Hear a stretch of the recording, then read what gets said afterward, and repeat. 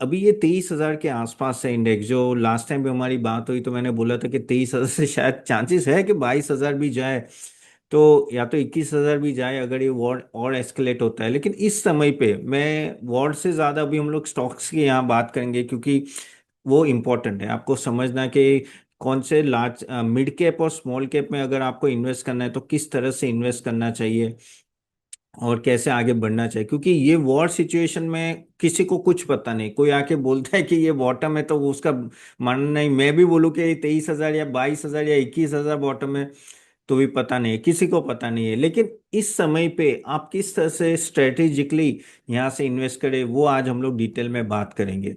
Okay. And I know आप लोगों के पास काफी स्मॉल कैप और मिड कैप स्टॉक्स होंगे तो क्वेश्चंस काफी होंगे आपके। आपके पास कोई स्मॉल कैप स्टॉक्स हो तो जरूर कमेंट बॉक्स में डालिएगा। ओके, जस्ट टू अंडरस्टैंड कौन से स्टॉक्स है आपके पास। लेकिन अगर यहाँ स्मॉल कैप और मिड कैप की बात करें तो वो काफी हद तक इंडेक्स ज्यादा गिरा है कंपेयर टू लार्ज कैप, और बहुत एक तरह से ना बॉटम के आसपास खड़ा हुआ है। द रीजन इज सिंपल, क्योंकि जब ऐसा मार्केट होते हैं, ऐसा मार्केट जब होता है ना, तब ओवरऑल जिसकी थोड़ी वीक बैलेंस शीट होती है या कैश फ्लो होते हैं वो स्टॉक्स पहले गिरते हैं। रीजन वही होता है कि सब सेफ्टी की तरफ भागते हैं, और स्मॉल कैप और मिड कैप में उसी का फॉल आता है। स्मॉल कैप मिड कैप सबसे ज्यादा चलते हैं जब तेजी का माहौल होता है, तो अब ये बहुत भागते हैं। अदरवाइज दे में under perform over the time. But of course सबसे ज्यादा रिटर्न यही स्टॉक्स देते हैं, क्योंकि ये जब भागते हैं तो डबल ट्रिपल भी हो सकते हैं, जो काफी सारे स्मॉल कैप ने ओवरऑल हुए हैं।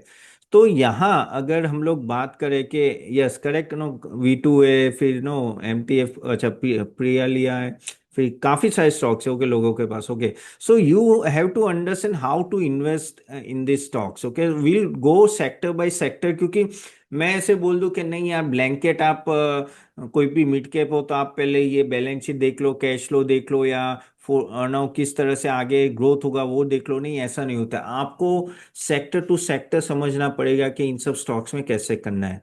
सो are you ready for that? Yes, then just type Y for yes in the chat box. Just type Y for yes. और मैं अलग अलग सेक्टर का धीरे धीरे हम लोग बात करेंगे। कोई क्वेश्चन है तो कमेंट बॉक्स में जरूर डालिएगा guys, I will take it for sure.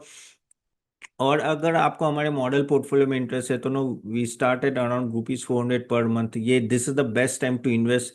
I think this will be the one of the best time to invest, क्योंकि अगर 3 साल बाद देखोगे तो ये टाइम लगेगा कि इस टाइम पे कुछ इन्वेस्ट के लिए होता तो अच्छा था। और स्मॉल कैप मिड कैप में अच्छे स्टॉक में अगर आप इन्वेस्ट करते हो तो मल्टी बैगर के रिटर्न के चांसेस बहुत बढ़ जाते हैं।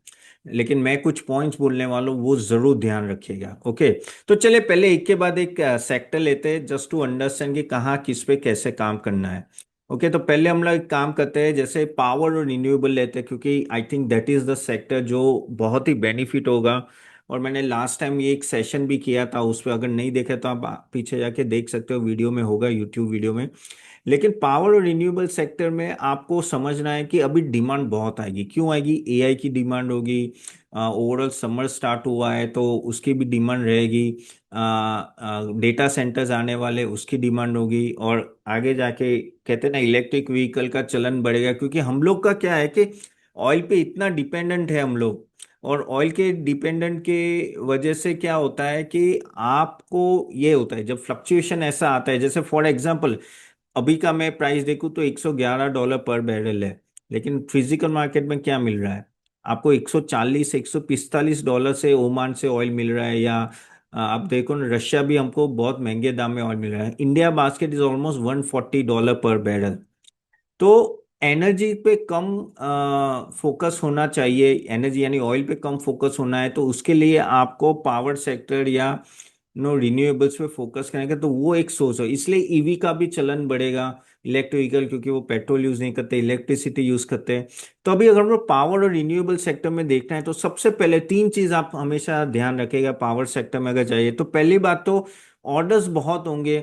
अगर आप ट्रांसमिशन कंपनीज देख ले, अगर आप लोग ये कहते हैं ना कि जो इक्विपमेंट्स बनाते हैं जैसे ABB, Hitachi energy and all that, उनके पास भी ऑर्डर बुक बहुत होंगे।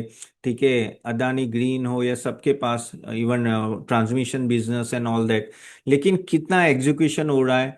तो वो आपको थोड़ा देखना पड़ेगा। आप क्या करना कि इनका सेल्स देखना कि अगर आपका सेल्स 3 टाइम्स द बुक है, 3 टाइम्स द एनुअल टर्नओवर है, या 2 टाइम्स द एनुअल टर्नओवर है, जैसे एनुअल टर्नओवर 500 करोड़ है, इनकी ऑर्डर बुक 1000 है, तो क्या हुआ, 2 times of the annual turnover. लेकिन इनका सेल्स होता है 10%, 12%। तो अभी उनके पास इतना ऑर्डर बुक है कि वो उनको ज्यादा जल्दी भागना चाहिए। एग्री और नॉट? अगर आपका समझ लो 2x या 3x है, तो आपके हिसाब से कितना सेल्स ग्रोथ होना चाहिए? Type in the chat box. Approximately, approximately मैं पूछ रहा हूँ। तो कितना सेल्स ग्रोथ होना चाहिए आप जरा टाइप कीजिए। क्योंकि देखिए, अगर कितना भी बड़ा ऑर्डर बुक हो लेकिन एग्जीक्यूशन नहीं होगा तो प्रॉब्लम। Correct, 35%, 30%, okay, 40%, okay, 30%। तो you are right, you are right. So basically you have to understand here कि आपका ऑर्डर सेल्स भी उस तरह से भागना चाहिए, तो एग्जीक्यूशन पे फोकस कीजिए। और इसमें क्या होता है कि काफी सारी एंटिटीज जो पावर सेक्टर में होते हैं ना, वो पब्लिक सेक्टर को भी कर्टेल करती है। तो इनका कैश फ्लो कैसा रहता है, वर्किंग कैपिटल साइकिल किस तरह से रहती है, क्या वर्किंग कैपिटल साइकिल्स की वो कहते हैं ना पीरियड बढ़ रहा है, वो screener.com और वहां से आपको मिल जाएगा। तो अगर कैश फ्लो नहीं आ रहा है, वो भी बहुत ही प्रॉब्लम है, वो बड़ा प्रॉब्लम रहता है। तो हमेशा ये भी ध्यान रखें। और मार्जिन इश्यूज हमेशा रहे, जैसे मैं फॉर एग्जांपल मैं बताता हूँ, सोलर कंपनी जो मैंने लास्ट टाइम भी बोला था, सोलर कंपनीज इतनी सारी है कि वहाँ मार्जिन प्रेशर बहुत होता है, बहुत ही जबरदस्त होता है। लेकिन अगर मैं पावर ग्रिड लूंगा, तो ट्रांसमिशन कंपनी कितनी है? ट्रांसमिशन कंपनी यानी जो इलेक्ट्रिसिटी जनरेट करते हैं से लेके वो कहते हैं ना कि सिटी डिस्ट्रीब्यूशन होते हैं, तो उनको ट्रांसमिशन करना होता है। तो पावर ग्रिड है, अदानी एनर्जी सॉल्यूशन है, तो वो कम है। तो उसमें उनका पावर रहता है, प्राइसिंग पावर रहता है, वो सब कुछ रहता है। लेकिन सोलर सेल्स के इतने सारे हैं, यानी वारी, फिर अदानी भी है उसमें, कहते हैं प्रीमियर एनर्जीज भी है, रिलायंस भी है, टाटास भी है। तो वहाँ आपका मार्जिन कम रह हो जाता है। तो वैसे कंपनियों में देखो कि इनके पास पावर कितना है। विंड एनर्जी में जैसे सोलर और INOX in one of the mid cap है। तो और ये सुजलॉन है, सॉरी सुजलॉन लार्ज कैप है। लेकिन वो भी देखे कि किस तरह से वहां इतनी कंपटीशन नहीं है। तो आपको वो भी देखना है कि क्या किस तरह से इनके पास मार्जिन प्रॉपर रह सकता है कि नहीं रह सकता है, या तो नीचे जाएगा। प्लस काफी टाइम मोस्टली पावर सेगमेंट में क्या हो रहा है कि सभी लार्ज कैप ज्यादा है। हाँ, कुछ केपीआई ग्रीन ले लो या आइनॉक्स विन ले लो ना, वो सब थोड़े छोटे, वो अच्छे भी स्टॉक्स है। लेकिन आपको इसमें वहां भी प्रॉब्लम क्या आ रहा है कि वहां भी eight the end of the day cash flow conversion का बहुत प्रॉब्लम आ रहा है। और अगर आप देखो तो एग्जीक्यूशन का भी प्रॉब्लम आ रहा है। क्योंकि क्या हुआ था पिछले साल, आपकी पावर डिमांड कम थी। और पावर डिमांड क्योंकि बारिश जल्दी आ गई थी, तो कहीं ना कहीं नो जो पर यूनिट जो मार्जिन्स होते हैं ना, वो कम हो गए थे। इसलिए काफी पैसा, लेकिन ये सब स्टॉक्स थोड़े रिकवर हो सकते हैं। पावर सेक्टर में अगर आपको स्मॉल कैप या मिड कैप मिले ना, वो स्टॉक्स अच्छे परफॉर्म करने के चांसेस ज्यादा है, क्योंकि that may do well. And no खास करके अगर कोई मैन्युफैक्चरिंग में हो, जैसे मैंने बोला ना अदानी एनर्जी, एबीबी, सीमेंस, वो सब लार्ज कैप है। लेकिन उसमें छोटे अगर आपको मिलते हैं, प्रोवाइडेड आपको देखना करेगा रिसर्च। देखो, जितना रिसर्च आप लार्ज कैप पे करोगे ना, उससे 2 टाइम्स 3 टाइम्स ज्यादा रिसर्च आपको मिड कैप और स्मॉल कैप में करना है, क्योंकि वहां स्टॉक्स गिरने के बहुत ही चांसेस है। लेकिन yes, focus on power sector. अगर वहाँ मिड कैप और लार्ज कैप में जैसे मैंने कुछ नाम दिया, आइनॉक्स विंडो या केपीआई ग्रीनो या ऐसे और कोई, अगेन कोई रेकमेंडेशन नहीं है, जस्ट मैं आपको ओवरव्यू दे रहा हूँ कि इस तरह से आप देखिए। I think that is a sector one है सो उसमें। लेकिन मैं क्लियर कट बोल रहा हूँ, सोलर में मत देख लेना। सोलर में बहुत सारे छोटे छोटे स्टॉक मिलेंगे, लेकिन वहाँ बहुत बड़ा प्रेशर है, तो वहाँ मत देखना। ठीक है, clear? Then just type C for clear in the chat box, okay. तो वो एक देखे। रिन्यूएबल में वही आपको थोड़ा खास ध्यान में रखना पड़ेगा। और कैश फ्लो बहुत ही इंपॉर्टेंट है, इसमें कैश फ्लो को इग्नोर मत करना। कैश फ्लो आपको है ना वहाँ मिल जाएगा अपना, कहते हैं ना, उसमें ही मिल जाएगा अपने, screener.in में ही मिल जाएगा, तो वो टेंशन मत लीजिएगा। ठीक है, चलिए। और आगे हम लोग बात करें कि अब हम लोग बात करते हैं डिफेंस की। यस, डिफेंस भी एक अनदर सेक्टर है जो आपको पता है कि नो जबरदस्त डिमांड में रहने वाला है। वहां आपको क्या फोकस करना है? I try to cover as many sector as possible, तो मैं थोड़ा फास्ट जाऊंगा, क्योंकि ऐसे तो 30-40 सेक्टर मैं ट्राई करता हूँ, जितने बड़े बड़े सेक्टर कवर कर पाऊँ ना, तो आपको ज्यादा पता चले। वहां भी वही चीज है, इन लोगों के पास, सबके पास ऑर्डर बुक ज्यादा है, एग्जीक्यूशन का बिल बहुत ही बड़ा प्रॉब्लम है वहाँ। ओके। और अगर आप देखो ना कि थोड़ा टेक्नोलॉजी पे ज्यादा जाना पड़ेगा वहाँ, क्योंकि वहाँ प्रिसीजन और टेक्नोलॉजी, अगर आप देखें तो अभी क्या हो रहा है, ईरान इजराइल वॉर में क्या हो रहा है, इतने बड़े बड़े इनके पास वॉर वॉर वेपन्स है, और इसराइल के पास नो, और यूएस के पास one of the best in the world. लेकिन ईरान के वो ड्रोन, क्या नाम है उनका, साकेत या क्या नाम है, कोई शहादत, शहादत नाम है, अगर can you type in the chat box अगर याद है तो। वो अकेले ड्रोन ने इन लोग पूरी दोनों कंट्री को हाफ दिया है, 80 80 से ज्यादा उनके पास ड्रोन है, और अभी भी वो अटैक करते जा रहे, करते जा रहे, करते जा रहे हैं। और वो टेक्नोलॉजी जो कहते हैं ना वर्ल्ड के शाहद, शाहद ना, ओके ओके, तो शाहद, तो अगर देखो तो वर्ल्ड के सबसे बेस्ट ड्रोन, यानी कहना प्रिसीजन के साथ के वहां जाके ही गिरते हैं, वो ईरान के पास है। और ईरान ने लिटरली अपने ड्रोन से और कुछ मिसाइल्स भी हाइपरसोनिक, लिटरली इन दो कंट्री को, यानी कहते हैं ना पीछे कर दिया है। तो वही बात है, वो बड़े बड़े अब्राहम लिंकन की वॉरशिप लेके जाता है यूएस, वो वापस घुमा के लेके आ जाता है।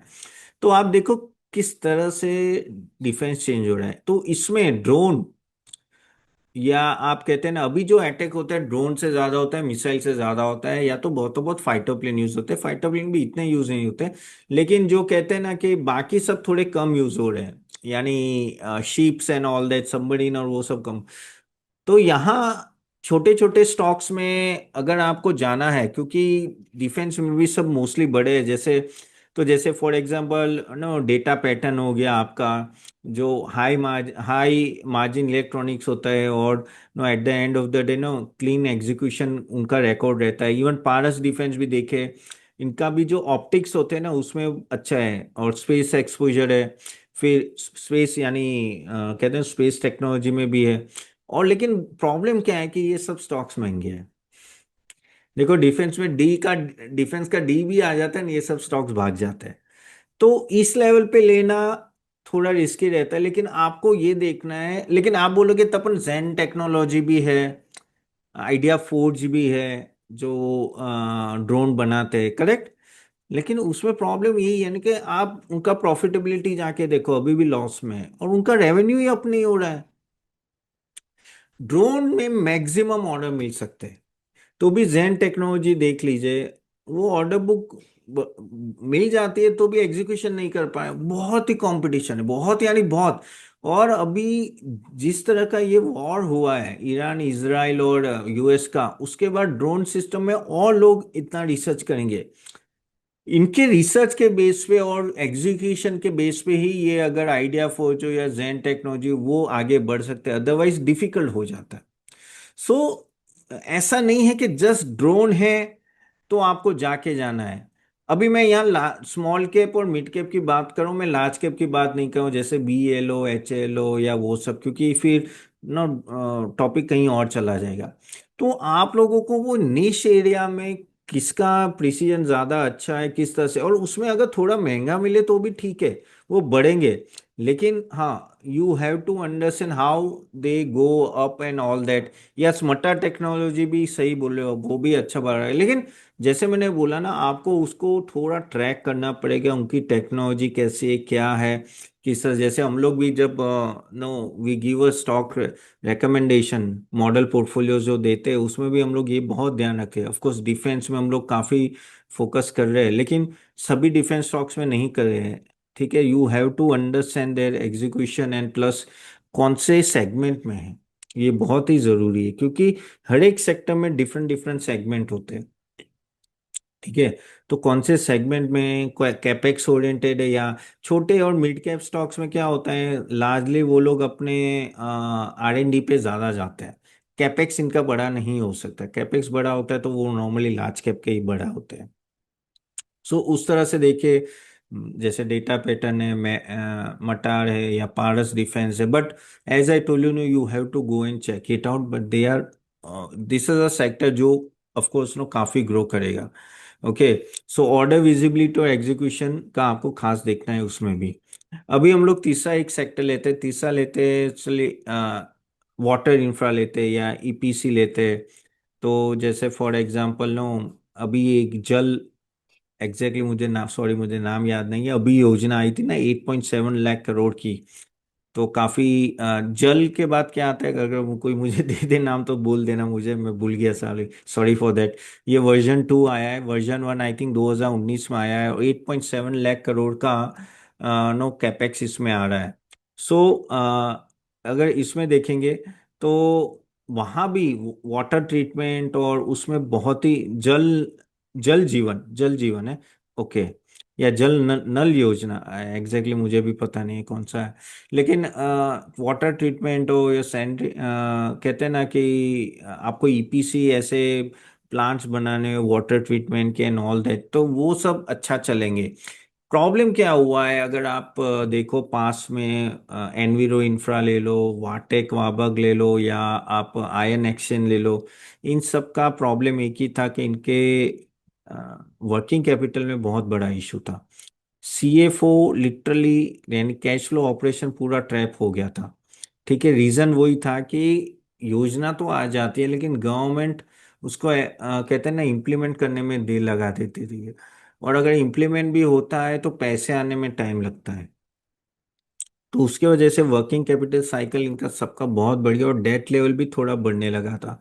और काफी हद तक ये लोग गवर्नमेंट के कॉन्ट्रैक्ट्स पे डिपेंडेंट होते हैं, and that is the problem. इसलिए इनका मार्जिन इतना हाई नहीं होता है, लेकिन ओवरऑल प्रोस्पेक्ट बहुत बड़े हैं। ठीक है, लेकिन स्टिल अगर सच बोलूं कि जो जो योजना अगर 6 साल से, तो they should grow much bigger, लेकिन वो हो नहीं पाया है। द रीजन वही है कि नो कहीं ना कहीं गवर्नमेंट से उस तरह से सपोर्ट नहीं मिला एंड ऑल दैट। अब ये नई योजना है, ये तो हमें देखना है कि किस तरह से सपोर्ट मिलेगा, लेकिन इसमें आपको एक ही चीज देखनी है इसमें, कि इनका वर्किंग कैपिटल साइकिल कैसा है। जब ऐसी कंपनीज होते हैं ना, वर्किंग कैपिटल साइकिल जैसे एनवीरो इंफ्रा का डबल हो गया, यानी कहते हैं ना कि 40 डेज का वर्किंग कैपिटल डेज थे, उसके जगह 80 हो गया। वाटेक का थोड़ा ठीक ठाक है, आयन एक्शन में भी ये प्रॉब्लम आया, तो वो आपको देखना पड़ेगा किस तरह से, और इनका उस तरह से कहते हैं ना फॉलोअप करना होगा। लेकिन the good thing is this stocks are very cheap, यानी बहुत नीचे आ चुके हैं। तो उस तरह से आप कह सकते हो कि इन सब स्टॉक्स में फायदा है कि वैल्यूएशन इतना हाई नहीं है, and prospect is quite big over the time.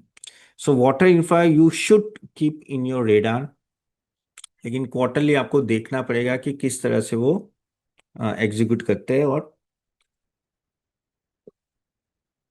Cash flow maintain करते हैं।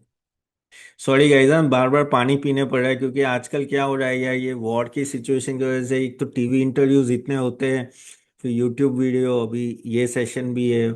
और एक मैं सच बोलता हूँ, ट्रम्प और इसराइल ने मिलकर जीना हराम कर दिया है यार, सही ने। ये लास्ट 19 दिन से रात को सोता हूँ तो भी ऑयल के प्राइस देखता हूँ, या देखता हूँ गिफ्ट निफ्टी कहाँ है, और सुबह उठ के पहले ये देखता हूँ, और बीच में भी अगर मैं उठ गया, मेरा बच्चा उठ गया या कुछ भी है, तो भी मैं जाके देख लेता हूँ। तो वही होता है यार, दिन में यही चलता है। ऊपर से आज सुबह से जिस तरह से अटैक हुआ ना, बाद में तो फिर क्या होता है, टीवी इंटरव्यूज भी होते हैं और वीडियो और यूट्यूब वीडियो, तो फिर दिमाग वहीं चलता है, तो फिर गला बैठ जाता है।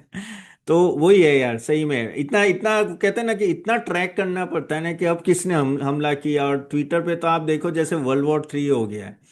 तो वो बाय द वे, आप लोगों में से कितने लोग ट्रैक करते हो, देन जस्ट है वाइफ हो यस, अगर आप ट्रैक करते हो। लेकिन हाँ, आजकल तो बहुत ट्रैक करना पड़ता है, पता नहीं चलता क्या हो जाता है।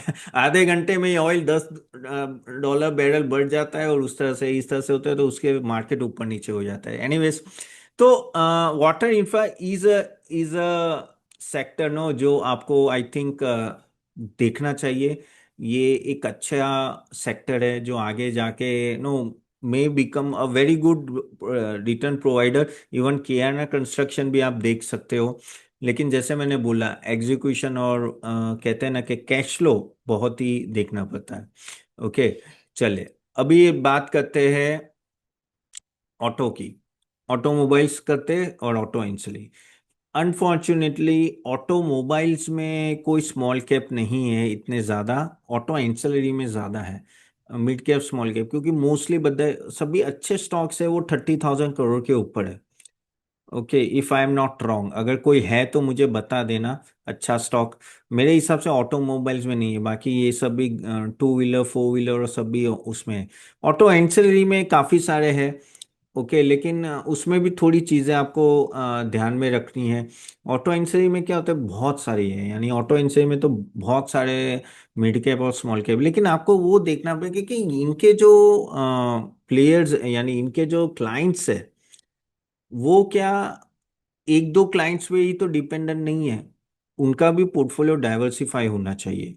ओके, और जो भी ऑटो एंसिलरी ले रहे हो क्या उसमें कह सकते हैं कि ईवी का रोल कितना बड़ा है, इलेक्ट्रिक व्हीकल का रोल कितना बड़ा है, कि उसमें कितना वो लोग प्रोड्यूस कर रहे हैं या तो मैन्युफैक्चरिंग कर रहे प्रोडक्ट्स। तो सिर्फ आईसी ही नहीं, ईवी पे कितना फोकस है वो आप देखिए, और क्या इनके मार्जिन सस्टेन हो रहे हैं। द बेस्ट थिंग इज के ऑटो एंसिलरीज, अगर ऑटोमोबाइल चलते तो ऑटो एंसिलरी चलेगा ही चलेगा, और अभी की सिचुएशन में देखे तो चांसेस अच्छे है कि ऑटो एंसिलरी चले भी। हाँ, अभी ये जो मार्केट गिरा है तो चांसेस ऐसा हो सकता है, क्योंकि अभी जो इंटरेस्ट रेट कट सिचुएशन अभी चला जाएगा, इंटरेस्ट रेट बढ़ने लगेंगे, तो थोड़ा वॉल्यूम्स में इम्पेक्ट आएगा। लेकिन लॉन्ग टर्म में अगर ये स्टॉक्स अगर आपको मिलते हैं 25-30% डाउन अपने टॉप से, 30-40%, I think this are the stocks no जो आप देखे।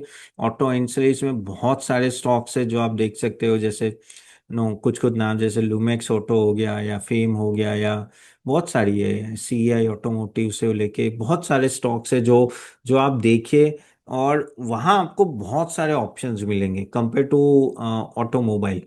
ऑटो इंश्योरेंस में ज़्यादा ऑप्शन मिलेंगे स्मॉल के, और वो अच्छा कर भी सकते हैं। द ओनली थिंग इज के नो इनका कहते हैं ना डिपेंडेंसी, और क्या स्पेयर पार्ट बना रहे हैं, क्या उसकी डिमांड है कि नहीं है। So this is another sector no जो आप स्किप मत करना। ओके, ये सेक्टर भी काफी ग्रो होने वाला है, और शायद ये एक आध दो क्वार्टर पेन में रहे। ओके, लेकिन दिस में be providing a good opportunity to enter. हम लोगों ने भी काफ़ी सारे ऑटो एंसिलरी स्टॉक्स हमारे भी मॉडल पोर्टफोलियो में लिए हैं। ओके, तो क्योंकि ये एक और खास करके स्मॉल कैप और मिड कैप में, क्योंकि वहाँ बहुत ऑप्शन अवेलेबल होता है, तो ज़रूर जाके देखें, लेकिन जैसे मैंने बोला ना, रिसर्च करके जाना, नो विदाउट डूइंग रिसर्च, क्योंकि इतने सारे स्टॉक्स हो गए कि आप कंफ्यूज हो जाओगे। हम लोग भी जब ऑटो एंसिलरी देखते हैं ना, वहाँ सबसे ज्यादा ऑप्शन मुझे मिल जाए, मैं और मेरी टीम जब बैठते हैं ना, इतने सारे ऑप्शन होते हैं, फिर ढूंढने में टाइम लगता है। बट यस, वो एक अच्छा सेक्टर है, आपको अच्छे मिलेंगे वहाँ। फिर आता है आईटी। अब आईटी तो आप लोगों को पता ही है कि किस तरह से सेक्टर है, तो आईटी में यहाँ यार देखो, honestly I am not bullish, अभी भी मैं बुलिश नहीं हूँ। आज ही आई थिंक मैं सीएनबीसी पे था, तब मैंने बोला था कि यार क्योंकि मैं पीछे 1.5 साल से मैं बुलिश नहीं हूँ। हमारे भी कोई भी पोर्टफोलियो में हमने आईटी स्टॉक्स नहीं रखे। रीज़न क्योंकि मुझे पता नहीं कहाँ जा रहा है आईटी, एआई का कितना बड़ा इम्पैक्ट है, और किस तरह से इनके मार्जिन इरोजन होगा। अगर आप अभी जाखो ब्रोकर्स में देखो, तो ब्रोकर्स की बात करें तो आप लोग मैक्सिमम लोग अभी आईटी में बुलिश हो गए, क्योंकि वो आधे हो गए ना, ऑलमोस्ट 40-50% डाउन है, लेकिन मैं इतना बुलिश नहीं हूँ। रीजन है क्योंकि ऐसे रास्ते में जाना है क्यों जहाँ पता नहीं कहाँ जा रही है गाड़ी। यहाँ एटलीस्ट मुझे पता तो है कि इनके मार्जिन इंप्रूव होंगे या सेल्स बढ़ेगा, वहां तो पता ही नहीं है। ऊपर से दूसरी एक दिक्कत क्या आई है कि देखो, ये अगर वॉर थोड़ा भी ज्यादा चलता है ना, तो क्या होगा कि यूएस में भी इम्पैक्ट आएगा, यूरोप में भी इम्पैक्ट आएगा। ऑयल के प्राइस तो वहाँ यूएस में ही बढ़ने लगे हैं, हमारे वहाँ तो भी कंट्रोल होते हैं। हाँ, तो तुरंत ही बढ़ने लगते हैं। वहाँ इन्फ्लेशन बढ़ता है, और वहाँ अगर इंटरेस्ट रेट भी बढ़ाने लगे, तो कंपनियों का प्रॉफिट कम होगा, तो वो इन्हीं सब आईटी कंपनीज को बोलेंगे कि भाई अपना कॉन्ट्रैक्ट जरा रिन्यू में थोड़ा यानी वैल्यू कम करते हैं। तो कहते हैं मार्जिन प्रेशर आ जाएगा इन लोगों पे, वो भी एक पार्ट है, प्लस एआई का भी एक पार्ट है। सो इसलिए मैं इतना बुलिश नहीं हूँ, तो मैं सुझाव नहीं दूंगा कि आप कोई कोई भी स्मॉल कैप या मिड कैप स्टॉक आईटी में जाके बाय कीजिए। मुझे वहाँ काफ़ी हद तक दिक्कत लग रही है कि शायद और भी यहाँ से प्रॉब्लम है। But otherwise it's your choice. आप बोलोगे वैल्यूएशन सस्ता है, लेकिन मुझे ऐसा लग रहा है कि 1 डेढ़ साल तक ये चीज़ें कंसोलिडेट होगी, फिर उसमें से आपको विनर्स मिलेंगे और फिर उस पर दाव लगाओगे तो बेटर रहेगा। ठीक है, तो that is my IT call. Now talking about EMS sector, electronic manufacturing sector, वो एक सेक्टर है कि जो आप फोकस कर सकते हो। उसमें भी ज्यादा तो बड़े स्टॉक है, जैसे डिक्सन केन्स, फिर कौन सा है, एम्बर है, वो सब थोड़े लार्ज कैप है। तो लेकिन वहाँ I think client Cyient DLM या आप सिरमा देखो, वो एक छोटे स्टॉक्स है। लेकिन ये सेक्टर ग्रो करेगा, ये सेक्टर ग्रो करेगा क्योंकि यहाँ पे फोकस होगा। देखो गवर्नमेंट का आगे जाके फोकस कैसे हो सकता है कि आईटी से निकल के आप कहते हैं ना इसमें जाइए, मैन्युफैक्चरिंग में। रीजन, क्योंकि अगर आईटी से एम्प्लॉयज निकलेंगे कहीं तो सेट होंगे। और ईएमएस सेक्टर एक ऐसा मैन्युफैक्चरिंग सेक्टर के जहाँ ज्यादा से ज्यादा लोग को आप इंक्लूड कर सकते हो। और चाइना, अगर आप देखो वो लीडिंग है, 40% वर्ल्ड का ईएमएस जो है वो चाइना के पास है। हमारे पास तो 2 या 3% है। तो बहुत बड़ा स्कोप है। आई थिंक काफी बड़े बड़े, जैसे एप्पल भी अभी यहाँ फॉक्सकॉन थ्रू यहाँ ही मैन्युफैक्चरिंग कर रहा है। पूरा iPhone 17 यहाँ से ही मैन्युफैक्चर हुआ था। वैसे आगे जाके भी काफी सारी कंपनियां आएगी। So this is the sector one has to look at it, no doubt about it. Growth किस तरह से है, margin pressure plus working capital cycle अगर देखे, इनके मार्जिन प्रॉब्लम क्या होता है कि इनके मार्जिन काफी थीन होते हैं, क्योंकि इनके खुद के प्रोडक्ट नहीं होते। वो नॉर्मली बाहर से जो ओईएम प्लेयर्स आते हैं उनको मैन्युफैक्चरिंग करके देते हैं। तो इसलिए आपको पीएलआई स्कीम और उस सब पे फोकस करना है। But this is one of the sector जहां of course I do think कि बहुत ही बड़ा स्कोप है। तो ईएमएस सेक्टर को आप जरूर देख सकते हो। और जैसे मैंने कुछ नाम भी दिए, लेकिन ये तो ऐसे मैंने बोला है, आप और भी देख सकते हैं। ठीक है। 1 मिनट गाइस। चलिए, बाय द वे गाइस, आप नोट डाउन कर रहे हो कि नहीं? Just type yes in the chat box, I for yes. क्योंकि मैं जो दिमाग में आ रहा है मैं बोलते जाऊं, यहाँ कुछ लिखा हुआ नहीं है इसलिए मैं बोल रहा हूँ। ओके। चलिए, अभी हम लोग और एक सेक्टर की बात करते हैं और वो लेते हैं, जैसे फार्मा सेक्टर है। फार्मा सेक्टर में थोड़े कम है, क्योंकि फार्मा सेक्टर में भी नो ज्यादा लार्ज कैप है। लेकिन उसमें अगर कोई अच्छा सेगमेंट मुझे लग रहा है, फार्मा एक अच्छा सेगमेंट हो सकता है। अभी हाँ, थोड़ा एक्सपोर्ट में प्रॉब्लम है और ये थोड़ा बॉटल नेक चल रहा है स्टेट ऑफ हॉर्मोज के वजह से एंड ऑल दैट। लेकिन फार्मा सेक्टर एक सेक्युलर ग्रोथ स्टोरी बन सकता है, क्योंकि अगर आप देखो तो ट्रम्प ने भी जेनरिक पे वो नहीं लगाया था टैरिफ। अभी प्रॉब्लम क्या है कि फार्मा में मोस्टली सब लार्ज कैप है, स्मॉल और मिड कैप कम है। एक सेगमेंट जो है जो मुझे अच्छा लगता है वो है CDMO segment, contract development manufacturing organization. जो उसमें भी सेम जैसे ईएमएस सेक्टर होता है, वैसे फार्मा में सीडीएमओ सेक्टर होता है। तो सीडीएमओ में क्या होता है कि वही जो कोई भी जैसे मर्क है या कोई भी बड़ी कंपनी है, उन्होंने आरएनडी किया, उन्होंने दवाई बना दी या पेटेंट कर दिया, फिर वो दवाई का बल्क में मैन्युफैक्चरिंग वो हमें देते हैं। जैसे फॉर एग्जाम्पल लॉरस लैब हो गया या डीवीस लैब हो गया, सिंजिन हो गया। फिर ये सब कंपनियां क्या करते हैं कि वो पूरा का पूरा प्रोडक्ट मैन्युफैक्चरिंग करती है होलसेल में, यानी बहुत ही बल्क में।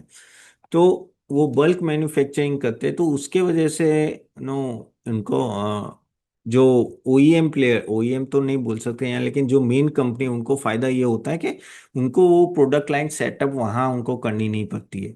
ये एक बिजनेस जो है चाइना में बहुत, यानी मैक्सिमम चाइना में सीडीएमओ और सीडीआरएमओ, ये बिजनेस मैक्सिमम चाइना में चलता है। लेकिन अभी काफी हद तक यूएस चाइना को ज्यादा धंधा देना नहीं चाहता है, तो वो डाइवर्ट होके इंडिया में भी बड़ा स्कोप है।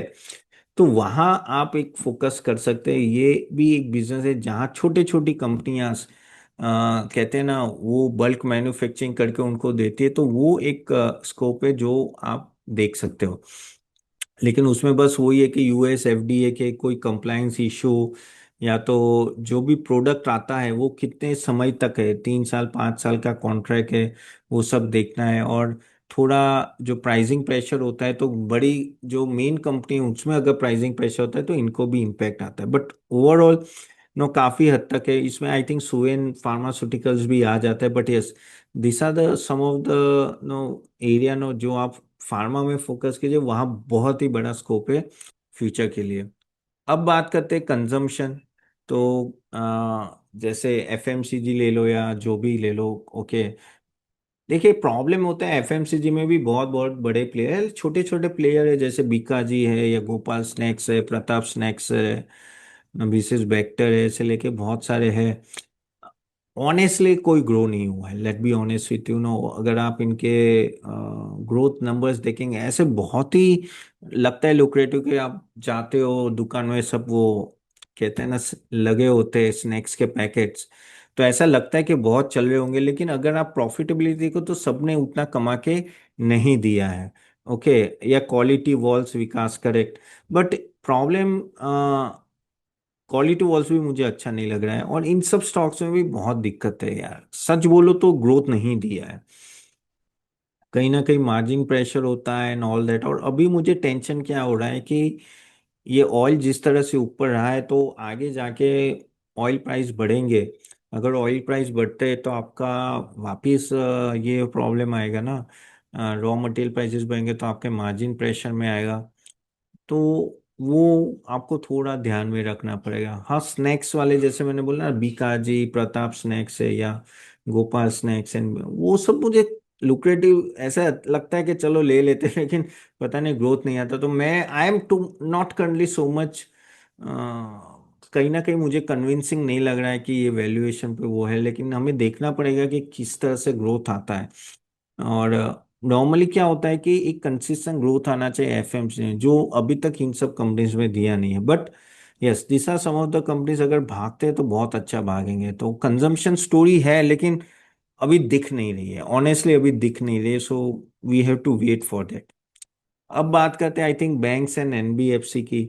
बैंक्स तो बैंक्स तो देखो क्या हो रहा है कि बैंक्स क्यों नीचे आ रही है, क्योंकि बैंक निफ्टी ने तो ऑल टाइम हाई टच किया, इवन पीएसयू बैंक्स तो जबरदस्त भागे हैं, प्राइवेट बैंक ओके भागा। लेकिन अभी डर क्या लग रहा है कि ऑयल प्राइसेस ज्यादा है, तो अगर ऑयल प्राइसेस 2-3 वीक ज्यादा रहे, 100 के ऊपर भी रहे, तो कई सारी कंपनियां, जैसे यहाँ के से कि एलएनजी की खपत है, तो काफी छोटी जो है, जैसे यहाँ मोरबी है, मैं अहमदाबाद में हूँ, तो 100-200 किलोमीटर दूर मोरबी है, वो पूरा बंद हो गया है, पूरा सिरामिक इंडस्ट्री बंद हो चुकी है।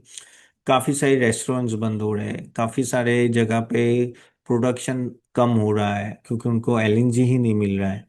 तो ऐसी सब चीजें होती है ना, तो आपके एनपीए बढ़ने के चांसेस बढ़ जाते हैं।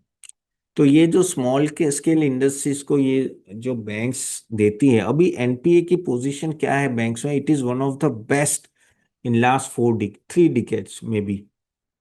0.4 0.5 के आसपास सभी पीएसयू और प्राइवेट बैंक्स, या मैक्सिमम 1 के आसपास सभी के नेट एनपीए। अब ऐसे सिचुएशन में अगर एनपीएस बढ़ते तो इन सबको धुलाई पिटाई होती है। प्लस जो इन्फ्लेशन डाउन था, तो इंटरेस्ट रेट कट हो रहे थे। अभी क्या लग रहा है कि इंटरेस्ट वापस बढ़ सकता है, क्योंकि इन्फ्लेशन बढ़ेगा तो उसको कंट्रोल करने में इन्फ्लेशन बढ़ सकता है, तो आपको इंटरेस्ट रेट बढ़ाने की बात आती है। तो इंटरेस्ट रेट बढ़ाते हैं तो भी बैंक्स के लिए इश्यूज है, तो क्रेडिट ग्रोथ कम हो जाता है। ओके, तो बहुत सारी चीज़ों आ जाती है, तो उसके वजह से आप देखो बैंक्स अच्छे खासे नीचे आए। प्लस आज एचडीएफसी बैंक का भी फियास्को हो गया, तो वो भी गिरा। लेकिन I think if this bank goes down, this may a good opportunity, you can start building your portfolio on banks। Long term के लिए कोई प्रॉब्लम नहीं है, ये सब तो चलती रहेगी कहानी। अगर चलती है तो शायद आपको कोई स्टॉक 25-30% जो ऑल टाइम हाई से मिले, तो गलत क्या है। आपको तो पूरा 1-1.5 साल का जो आप सोच रहे थे 25% कमाना है या 20% 1 साल का, वो तो आपको मिल रहा है ना। तो banks at lower level, of course you should buy. Okay, lower level में का छोटे बैंक्स में तो कम है, आई थिंक कुछ कुछ ही है। तो थोड़ा ध्यान रख के करना, जैसे डीसीबी बैंक हो गया या करूर वैश्य हो गया, या आई थिंक कुछ कुछ बैंक है, if I am not wrong city union bank और कुछ कुछ है। लेकिन हाँ, थोड़ा देख के करना है। लेकिन हाँ, बैंक्स में provide a good opportunity. No, क्योंकि अगर इकोनॉमी चलना है तो बैंक्स को चलना ज़रूरी है। उसी तरह एनबीएफसी है।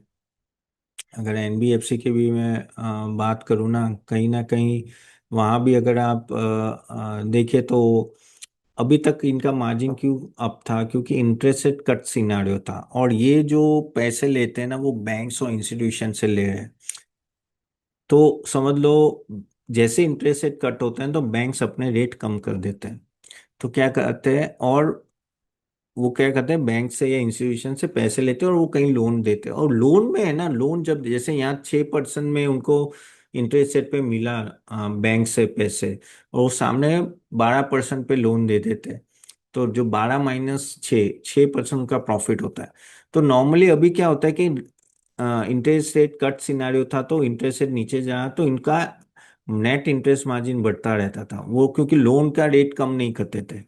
क्योंकि वहां 6 की जगह अगर 5 कर दिया तो यहाँ 5 और वो 12, तो उनको 7% मिल रहा था। लेकिन अभी अगर इंटरेस्ट रेट बढ़ने लगा आगे जाके तो इनको इशू आ सकता है। Then also they are in a much more better position. क्योंकि मैं बताऊं कि अगर आप देखो उसमें भी अगर अलग अलग सेगमेंट होते हैं, जैसे क्रेडिट कार्ड सेगमेंट होता है, होम लोन होता है, कॉर्पोरेट लोन होता है। उसमें सबसे सेफ है होम लोन। क्यों? क्योंकि आपका कोलेटरल है, क्या है, होम आपका कोलेटरल है, तो वहाँ एनपीएस आने के चांसेस बहुत कम होते हैं। तो उसका एक बड़ा बेनिफिट मिलता है। तो कोई भी जैसे होम लोन प्रोवाइडर होते हैं तो वो आपके लिए सेफ्टी बन जाता है। ऐसे मार्केट में वो स्टॉक्स बहुत अच्छा करते हैं जिसका होम लोन ज़्यादा है, जैसे एलआईसी हाउसिंग हो गया या एलएनटी फाइनेंस हो गया, जिसके होम लोन ज़्यादा है। ऐसे भी बहुत सारे, आधार है, एप्टस है, आई थिंक बहुत सारे हैं। ठीक है, तो वहाँ आप नज़र रख सकते हैं। I think if I am not wrong PNB housing finance भी है। सो वहाँ आपको सेफ मिलेगा compare to no corporate loan and all that stuff. But yes, ठीक है, अगेन गाइज, ये सब जो मैं आपको एग्जांपल दे रहा हूँ just to give you reference कि क्या चलता है, कि यहाँ कोई रिकमेंडेशन नहीं है गाइज। तो हमने जो रिकमेंडेशन देने वो हमारे मॉडल पोर्टफोलियोज ऑलरेडी दिए है। आप जाओ तो जाके देख सकते हो। ऑफ कोर्स ना, 400 रुपीज पर मंथ से स्टार्ट होता है। लेकिन आप थोड़ा देखे करिएगा, रिसर्च करके करिएगा। Okay, don't take it on my words, ठीक है। बाय द वे, आपको वैल्यू मिल रहा है कि नहीं मिल रहा है, then just have V for value, just have V for value in the chat box. Okay, चलिए। तो ये एनबीएफसी के, NBFC banks, yes for long term you can invest. चलो होटल सेक्टर लेते हैं। होटल सेक्टर में क्या हुआ है कि थोड़ा इम्पेक्ट तो आया है। थोड़ा ये एलएनजी का इशू आया है, तो काफ़ी सारे रेस्टोरेंट्स एंड उसमें भी दो सेगमेंट है। एक तो होटल जो स्टे के लिए होते हैं वहाँ इतना इशू नहीं है, कि लेकिन जो आप कहते हैं ना रेस्टोरेंट्स होते हैं, ओके, बारबेक्यू नेशन से लेके ऐसे सब, तो वहाँ वहाँ अगर आप देखें ना तो वहाँ सब ज़्यादा इश्यूज हैं। जहाँ कहते हैं ना कि काफ़ी सारे होटल्स ने बोला है कि हम लोग ये खाना नहीं देंगे, वो खाना नहीं देंगे। वहाँ थोड़ी दिक्कत है। लेकिन अगर होटल्स की मैं बात करूँ तो वहाँ इतनी दिक्कत नहीं लग रही है। जैसे आईपीएल चालू हो रहा है अभी, वर्ल्ड कप गया है। मैं तो अहमदाबाद में हूँ, तो मुझे पता है कि वो फाइनल हुआ था तो सभी सिटी की होटल्स पूरी बुक थी। और कहते हैं ना, जैसे आईटीसी हो गया या इंडियन होटल्स, ये ताज और वो सब हो गए, ताज में ही इंडियन टीम रुकी थी। तो कहते हैं ना कि 1 1 लाख रुपए पर रूम का चार्जेस होते हैं, पर नाइट का चार्जेस होता है। तो प्रीमियम होटल्स काफ़ी कमा रही है, मिड मिड में भी अगर आप देखो तो अच्छा कर रही है। तो होटल्स में आपको छोटे छोटे होटल्स काफ़ी मिल सकते हैं। आई थिंक लेमन ट्री भी आई थिंक मिड कैप है। ओके, तो उस वहाँ आप फोकस कर सकते हो। Hotel industry of course long term के लिए अच्छा है, और वहाँ विजिबिलिटी भी ज़्यादा है। सो यस, या शैलेट भी अच्छा है, यस करेक्ट। तो होटल इंडस्ट्री में आप वहाँ फोकस है, वहाँ मुझे लग रहा है कि मार्जिन सस्टेन के चांसेस है। और दूसरा क्या है कि देखिए, मिडल ईस्ट पे बमबारी हो रही है, तभी कोई मिडल ईस्ट तो जाएगा नहीं। दुबई कट हो गया, दुबई और एक्चुअली वहां जाना है घूमने तो लोग दुबई जाते थे, लेकिन बहुत लोग जाते थे। और ऐसे सिचुएशन में लोग कहते हैं कि यार ट्रैवलिंग नहीं करनी है, साला ये जियो पॉलिटिकल इशू चल रहा है, कोई यूएस जाना है या यूरोप जाना है तो भी उनकी टिकटें कैंसिल हो रही है। तो क्या होता है, वैकेशन पीरियड में बच्चों को तो खुश करना पड़ता है, तो वो लोग होटल्स में चले जाते हैं कि चल यार इससे अच्छा चल भाई 5 स्टार होटल में जाके 3 दिन रुक के आते हैं, स्टेकेशन होता है ना, वीकेंड में जाके रुक के आ गए। तो वो या तो ये राजस्थान चले जाएंगे, सोमनाथ चले जाएंगे, या केरला चले जाएंगे, गोवा चले जाएंगे। तो डोमेस्टिक मुझे ऐसा लगा कि होटल इंडस्ट्री को फायदा होगा। और प्लस क्या होता है कि होटल इंडस्ट्री हो या हॉस्पिटल्स हो, वो रातों रात खड़ी नहीं हो सकती। करेक्ट, कि जैसे कोई भी अच्छी होटल बनना है तो 2 साल 4 साल लगते, 5 साल लगते, करेक्ट। 5 साल, करेक्ट, एग्री और not, then just I way for agree. वैसे ही हॉस्पिटल होते मल्टी स्पेशलिटी, 2 5 3 साल लग जाते हैं। तो वहाँ क्या होता है कि आपका रिप्लेसमेंट जल्दी नहीं आता है। अगर रिप्लेसमेंट जल्दी नहीं आता है तो आपका प्राइसिंग पावर रहता है। ठीक है, वो उनको जो चार्ज करना है वो करेगा, सप्लाई एंड डिमांड की बात है। तो वो एक चीज इन सब होटल्स में चल रही है। तो मुझे होटल्स तो अच्छा लग रहा है लॉन्ग टर्म के लिए भी। इवन ये देख के मुझे हॉस्पिटल्स भी अच्छा लगा कि भाई अभी ईरान का वॉर हो या कोई भी वॉर हो यार, लोग बीमार तो पड़ते ही है। ठीक है तो हॉस्पिटल भी चलने वाले यहाँ भी। अगर आप देखो तो कंपेयर टू बेड्स जितने इंडिया को चाहिए, उसके सामने कैपेसिटी कम है, कंपेरेटिवली कैपेसिटी कम है। तो हॉट हॉट हॉस्पिटल्स में भी आगे जाके बहुत ही बड़ा ग्रोथ है। मेजोरिटी आप जो देखिए अच्छी हॉस्पिटल नॉर्मली फुल ही जाती है, फुल होती है, या तो अच्छी हुई भरी हुई होती है। करेक्ट। तो और अभी क्या हो रहा है कि जिस तरह से इंश्योरेंस सेक्टर बढ़ रहा है, इंश्योरेंस जिस तरह से कवरेज हो रहा है ना, काफी सारे ये सब इंडस्ट्री काफी हद तक आप कह सकते हैं ना कि अच्छा हम कर रही है। प्लस उनको कैशलेस ऑफर होता है। तो आपको क्या लगता है कि क्या होता है कि आप जैसे फॉर एग्जाम्पल कैशलेस ऑफर, तो आप बोले कि छोड़ ना, लोकल हॉस्पिटल में कोई कोई बड़ी हॉस्पिटल में जाके करता हूँ मैं। ठीक है, जैसे नी रिप्लेसमेंट हो या वो, तो आप अच्छे हॉस्पिटल में जाते हो या अपोलो में जाते हो या ऐसे में, और अपना करवाते हो, या जाइडस में जाते हो। तो इंश्योरेंस के वजह से भी ना इन सब हॉस्पिटल्स को काफी बड़ा फायदा हो रहा है। और वो एक बेनिफिशियल होता है इन सब हॉस्पिटल्स के लिए। इसलिए I am very much bullish on hospitals for the long term. क्योंकि लॉन्ग टर्म में जो मेडिकल टूरिज्म है वो भी काफी बढ़ेगा। और उसमें काफी छोटी छोटी आपको स्मॉल कैप और मिड कैप मिल जाएंगे, दोनों होटल्स और हॉस्पिटल्स में भी। ओके, बहुत सारी है जो यहाँ जैसे आई थिंक जुपिटर है, नयन रुद्रालय है, करेक्ट। फिर बहुत सारी है, बहुत सारी है, तो वो आप देख सकते हैं। आई थिंक रेनबो भी है। तो वो आप देखिए होटल्स में भी है, तो वहाँ आप करिए, ये दोनों सेक्टर में यथार्थ भी है, yes.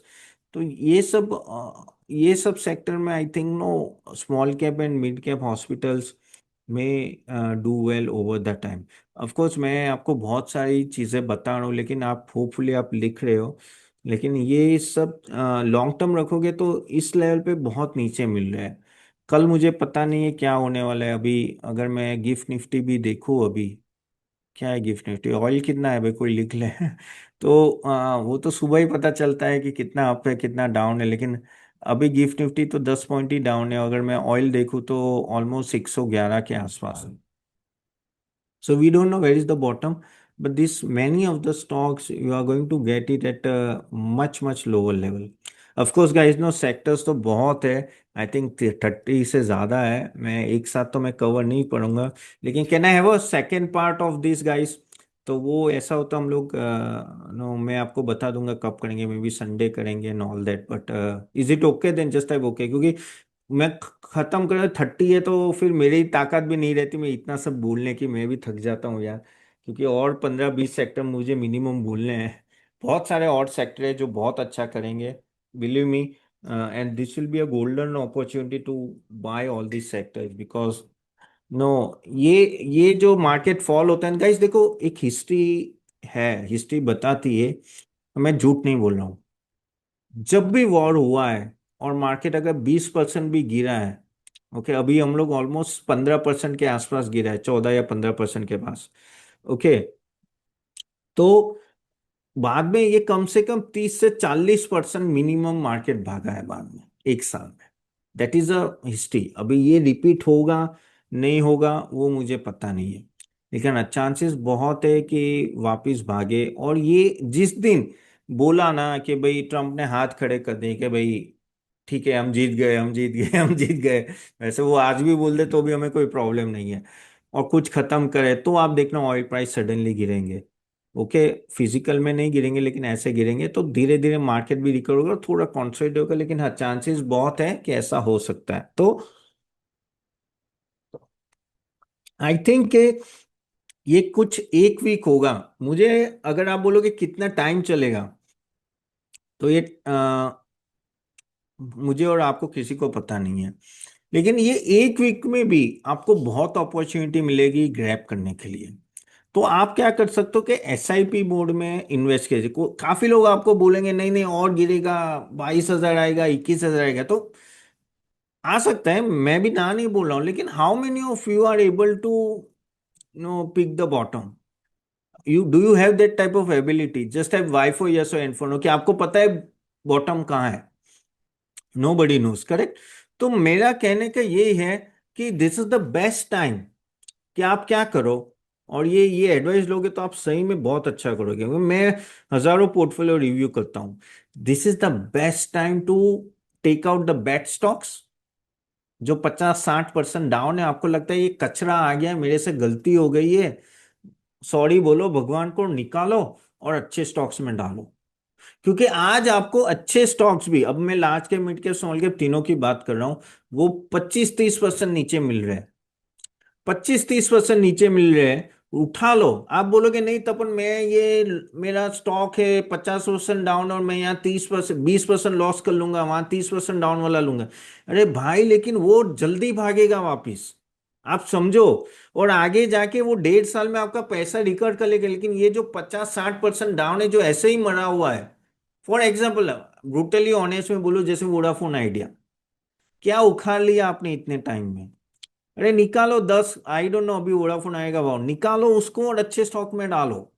C, this is how a big investor make money. This is the golden opportunity to reduce your portfolio size from 100, 200 to 20-30। Even आप हमारे मॉडल पोर्टफोलियो में भी डाल दोगे, बस वो निकालो, मॉडल पोर्टफोलियो में डाल दो। मैंने किया था ऐसा, मैंने कब किया था? 2008 में किया था ये। मैं सच बोलो, मैं झूठ नहीं बोलूं, मैं तब पोर्टफोलियो मैनेजर था मुंबई में, तब मैंने कचरा लिया था। मैंने एक साथ 80 स्टॉक निकाले थे, और फिर मेरे पास सिर्फ 15 स्टॉक थे, और तब से मेरा पोर्टफोलियो भागा है। लॉस बुक किया था मैंने उस टाइम पे भी, अच्छा खासा, यानी मुझे यानी लाखों में था, लाखों। मैंने पूरी 2 साल की कमाई उड़ा दी थी, तब मैं सट्टा किया था मैंने अच्छा खासा। पर लेकिन आपको सीखना है, देखो वो मेरी सीख थी। This is the best time to remove the bad one and bring the good one and let the money grow. ये अपॉर्चुनिटी मिलेगी नहीं, आप फिर बोलोगे नहीं 25,000 में कौन, तो आपकी हिम्मत ही नहीं होगी, क्योंकि वो अच्छा स्टॉक वापस ऊपर भाग गया होगा। सो आप वो सब छोड़ो, ठीक है? ये भद्रेश, आपको 40% लॉस है फॉर एग्जाम्पल, लेकिन सामने आपको अच्छा स्टॉक 25-30% मिल रहा है, तो क्या गलत है? क्या गलत है? आज तो एलएनटी भी 25% नीचे मिल रहा है। मैं ऐसा नहीं बोलूँ एलएनटी जाके बाई करो। See, this is what I am saying, again it's your call, but how many agree with me? Then just type A for agree in the chat. लेकिन उसके लिए हिम्मत दिखानी पड़ेगी आपको। एक लॉस आया, आपको लग रहा है यार साला 2 लाख का लॉस हो गया, 5 लाख का, 10 लाख का, लेकिन भाई this is the best time. आपको आज नहीं करना है, मत करो, लेकिन ये वीक में आपको मौका मिलेगा। ये 1 वीक, 2 वीक, 3 वीक, मुझे पता नहीं है, मैं भगवान नहीं हूं कि मुझे पता नहीं यहाँ का बॉटम क्या है, लेकिन ये टाइम पे आपको ये करना है। Okay, if you really follow this advice, आप मुझे जिंदगी भर याद रखोगे कि तपन ने ये एडवाइस दी थी और मैंने किया था, और आप 3 साल बाद देखना मुझे याद करोगे। 3 साल बाद मुझे देखोगे तपन ने ये बोला था, मैंने किया था, मैंने आज पोर्टफोलियो ऐसा। क्योंकि भाई अच्छा स्टॉक आपको जितना रिटर्न देगा, वो ऐसे 50 लॉस मेकिंग स्टॉक कभी नहीं देंगे। So one has to take this in mind, okay. चलिए। एंड हाँ, अच्छा, मॉडल पोर्टफोलियो का ही सब मैं आपको बताता हूँ आप लोगों। Do you want to know about our model portfolio? Then just have Y for yes in the chat box. आप उसमें भी डालो तो भी चलेगा, आप जो लॉस करते हो उसमें डाल दो तो भी चलेगा। देखो हिम्मत, अभी नहीं हिम्मत दिखाओ तो कभी नहीं। मैं आपको सट्टा करने को बोल नहीं रहा हूँ, मैं आपको सिर्फ पोर्टफोलियो शफलिंग की मैं बात कर रहा हूँ। मैं सट्टा करने की बात नहीं कर रहा हूँ। This is the best time. शायद 30,000 या इसके नीचे आपको मिलेगा तो आप करो, ओके। तो ये है। तो ठीक है guys, I I just show our small case. जो स्मॉल केस है उसमें फायदा ये होता है कि जैसे हमने पोर्टफोलियो दिया आपको और वो आपके डीमेट अकाउंट से लिंक होता है और डायरेक्टली एग्जीक्यूशन होता है। एंड जैसे मैंने बोला ऑलरेडी आपको, पहले भी रुपीज पर मंथ से ही होता है स्टार्ट, तो बहुत बड़ा है नहीं, लेकिन उससे फायदा ये होता है कि वो पोर्टफोलियो मैं मैनेज करता हूँ, मैं और मेरी टीम, उसमें भी सब चार्टर अकाउंटेंट्स है। And we give you the advice what to do and what to not to do, और आपको सब इंडिकेशन भी आते हैं। तो मैं 1 मिनट वो बता देता हूँ आपको, ठीक है? तो आपको पता चलेगा। Just a minute, I just show it to you. और नया इन्वेस्टमेंट के लिए भी जैसे मैंने बोला, एसआईपी मोड में आप इन्वेस्ट कर सकते हो। अगर एक साथ यानी जितना भी आपका फंड है, अगर बोलोगे नहीं तो अपन फंड नहीं है मेरा, तो थोड़ा शफलिंग कर लो एटलीस्ट। जैसे मैंने बोला, तो थोड़ा पोर्टफोलियो सुधार दो अपना। अच्छा, बाय द वे, आप लोगों के पास कितने स्टॉक्स है in the portfolio? Type in the chat box, 10, 20, 100, 200, 5, कितने? Type in the chat box. 90, 80, 18, 70, okay, 12, 15, okay, 10, 70, 100, 500, oh 200, 50, 40, 20, maximum 20 हो तो चलेगा गाइस, उससे ज्यादा मत रखो, उससे ज्यादा मत रखो। I tell you how to do it, मैं अभी भी आपको बताऊंगा कैसे करना है। आई थिंक आप लोगों में से काफी लोग मेरे मेंबर भी हो, लेकिन सिटी अर्निंग कंपाउंडर्स नाम है हमारे पोर्टफोलियो का। तो उसमें करना क्या है basically, first of all just to introduce me, काफी लोग नए आए तो I am a charter accountant guys and a SEBI registered research analyst and a portfolio manager. पहले मैं एज अ पोर्टफोलियो मैनेजर भी काम किया है। And no, I analyze more than 1,000+ crore of portfolio, इसलिए मैं ये आपको एडवाइस दे रहा हूँ कि ये करो आप। Clients member of TIH is more than 4,000 and investor impact is more than 1 lakh+. Okay, and this is my SEBI register number, so of course I'm authorized to give you this advice and all that. मेरी team भी है, वो भी सब charter accounts, they are also SEBI register, और हमारा continuously audit and everything happens. I do regularly come on TV, जैसे ET now Swadesh, CNBC, ZTV, NDT, money 9। आज मैं CNBC में था, आई थिंक मनी 9 में भी था आज। कल मैं NDT में आ रहा हूँ। सो नो, ये काफ़ी सारे no, just snapshot regularly. I don't know how many follow me, लेकिन how many of you follow me actually on YouTube और TV, then just I Y for yes. तो आपने कहीं ना कहीं मुझे देखा होगा। सो एंड अफकोर्स नो, हमारी एडवाइस सही है तभी मैं ये सब चैनल्स में आता होगा regularly, correct? And this is from the NDT profit, ठीक है। Now also no, regularly mint, economic times, business standard, business student, सभी में हमारे आर्टिकल आते रहते हैं, okay. Now basically let me tell you about the portfolio, okay.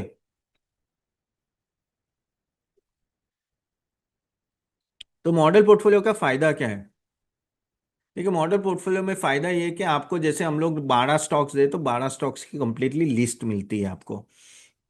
और उसमें एलोकेशन भी होता है कि आपको, जैसे आपके पास 2 लाख रुपए है, अब ये मार्केट गिरे, आपको इन्वेस्ट करना है, तो आपको पता नहीं कैसे करना है, तो हम ही आपको लिस्ट देंगे और उसमें एलोकेशन भी देंगे कि आपके 2 लाख रुपए यहाँ 5%, यहाँ 10%, यहाँ 8% ऐसे एलोकेट करना है, ठीक है। और उसका पीरियोडिक रिव्यू होता है और रीबैलेंसिंग भी होता है, हम ही उसको रिव्यू करते हैं और हम बोलते हैं कि ये निकाल के ये लेना है, वो भी हम लोग वही बोलते हैं। और आपका जो पोर्टफोलियो होता है वो डीमेट अकाउंट से लिंक हो जाता है, आपके ही डीमेट अकाउंट, उसके लिए नया डीमेट अकाउंट ओपन करने की जरूरत नहीं है। तो एग्जीक्यूशन अपने आप होता है। तो कैसे होता है मैं बताता हूँ। जैसे ये पोर्टफोलियो मैं और मेरी टीम मैनेज करती है, ठीक है, उसमें रिसर्च, सिलेक्शन, एलोकेशन हम कर रहे हैं। देखिए, ये इजी नहीं है पोर्टफोलियो बनाना, let be honest with you. आज मैंने कुछ आपको 12 या 15 सेक्टर दिए, उसमें भी कितनी सारी बोल दी। करेक्ट। तो ये सेक्टर में, हर एक सेक्टर में अलग तरीके से मैनेज करना पड़ता है। तो देखो, एक्सपर्ट का काम एक्सपर्ट करता है। देखिए, आप जैसे बीमार हो, डॉक्टर के पास क्यों जाते हो? क्योंकि आपको पता नहीं चलता बीमारी क्या है। डॉक्टर दवाई देते हैं, आप ठीक हो जाते हो। तो वैसे ही यहाँ है कि कौन सा सेक्टर कैसे चलेगा, यहाँ से क्या चलेगा, वो हम लोग पूरे दिन, हमारा काम है ये यार, इसमें हम लोग भी तोप नहीं मारे, हमारा काम है ये। तो ये पूरे दिन करते हैं, इसलिए we can give advice you properly, much better. Correct. और वो आप पोर्टफोलियो जो है, जैसे मैंने बोला, 400 रुपीज पर मंथ में आप उसको सब्सक्राइब करते हो। जैसे आप सब्सक्राइब करोगे, आपके पास दो ऑप्शन होते हैं। या तो आप अपना डीमेट अकाउंट जो है, जरोदा में है, ग्रो में है, या एंजल है, जहां भी है, आप इस हमारे स्मॉल केस से आप लिंक कर सकते हो। लिंक करने का फायदा एक ही है कि एग्जीक्यूशन ऑटोमेटिक हो जाता है। तो जैसे क्या होता है कि आपको समझ लो ये मार्केट गिरा है 23,000 पे, और आपको 1 लाख रुपए डालने हैं। मिनिमम 47,000 का इन्वेस्टमेंट है। तो 1 लाख रुपए डालने हैं।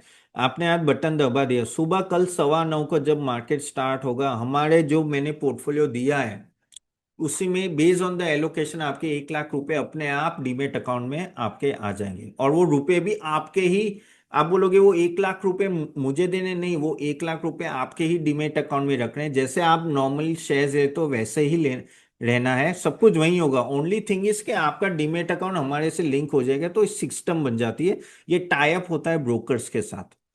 ओके।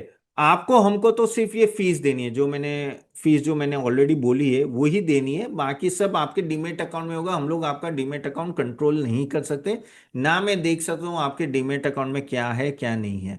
ठीक है।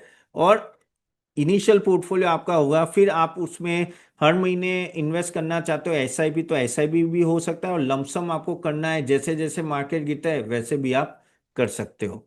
ठीक है। और उसमें आपको लेकिन अप्रूव करना है। ठीक है। और रीबैलेंस होता है, जैसे मैं हमने कोई चेंजेस बोली है, तो जैसे मैं यहाँ से बटन दबाता हूँ कि भाई ये चेंजेस करने हैं, तो आपको यानी टाटा पावर निकाल के रिलायंस लेना है, तो आपको व्हाट्सअप आता है, ईमेल आता है कि भाई तपन दोषी ने ये बताया। इवन ऐप में भी आएगा कि तपन दोषी ने ये चेंजेस बोला है, क्या आप अप्रूव करते हो? अगर आप बोलते हो कि हाँ अप्रूव, तो आपके डीमेट अकाउंट में ऑटोमेटिक एग्जीक्यूट हो जाएगा, प्रोवाइडेड आप डीमेट अकाउंट को लिंक करते हो। आप बोलते कि नहीं तपन, मुझे डीमेट अकाउंट लिंक नहीं करना है, तो भी दिक्कत नहीं है। आप मैन्युअली पोर्टफोलियो देख के मैन्युअली अपने डीमेट अकाउंट में बाई कर सकते हो। क्लियर। अगर डीमेट अकाउंट लिंक करते हो तो मिनिमम 47,000 रुपीज अगर बटन दबा के करना है तो करना पड़ेगा। लेकिन आपके पास 25,000 ही है, तो आप मैन्युअली डाल सकते हो पोर्टफोलियो देके। Clear then just type C for clear, सभी ऑप्शंस अवेलेबल है। करेक्ट। अगर आपको एग्जीक्यूट थ्रू सिस्टम करना है तो मिनिमम बैलेंस उतना रखना पड़ेगा एग्जीक्यूशन के लिए, नहीं तो आप कम है तो इवन दो आप पोर्टफोलियो लिंक कर दे तो डीमेट से, लेकिन मैन्युअली तो जाके बाय कर ही सकते हो। और ये चार्जेस है अगर आप क्वार्टरली जाते हो। हमारे क्वार्टरली प्लान है, हाफ ईयरली प्लान है, ईयरली प्लान है। वो 500 प्लस जीएसटी है। हाफ ईयरली 450 प्लस जीएसटी है, और ईयरली 400 प्लस जीएसटी। फायदा क्या है मैं बता देता हूँ आपको। मैं फीस बढ़ाने वाला हूँ। ठीक है। तो समझ लो क्वार्टरली अभी 500 रुपीज प्लस जीएसटी है, कल उठ के 1,000 रुपीज प्लस जीएसटी होती है।